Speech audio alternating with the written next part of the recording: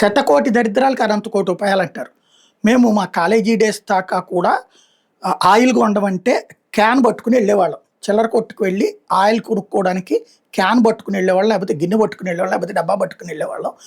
అక్కడ పోయించుకునేవాళ్ళం. అక్కడ పెద్దది డబ్బా ఉంటుంది, అందులో నుంచి తీసిపోస్తారు.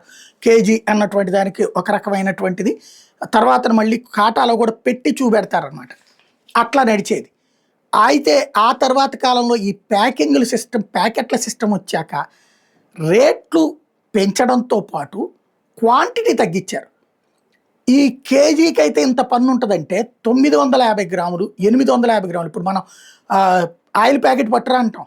దాని మీద సరిగ్గా లెక్క చూసుకోండి. కేజీ ప్యాకెట్ అంటాం. అది 850 గ్రాములు, 950 గ్రాములు దాని మీద ఉంటది అంకె క్లియర్‌గా. కాబట్టి ఆళ్ళ మీద కేసు పెట్టడానికి కూడా వీల్లేదు. అలాంటి తెలివైన ఎత్తుగడలు చేస్తున్నాయి గత కొన్నేళ్లుగా. ఈ కార్పొరేట్ సంస్థలొచ్చాక, ఈ దాన్నేమంటారు మాల్స్ వచ్చాక. ఇప్పుడు మోడీ గవర్నమెంట్ ఆ పరిస్థితిని చక్కదిద్దే కార్యక్రమం పెడుతుంది. ఏదైతే 650 గ్రాములు, 810 గ్రాములు, 870 గ్రాములు కాకుండా ఇక పైన పర్ఫెక్ట్ లెక్క 200 మిల్లీగ్రాములు, 500 మిల్లీగ్రాములు, 1 లీటరు, 5 లీటర్లు, 15 లీటర్లు, 20 లీటర్లు, కేజీ ఇట్లాగా పర్ఫెక్ట్‌గా అంత బరువు ఉండాలి.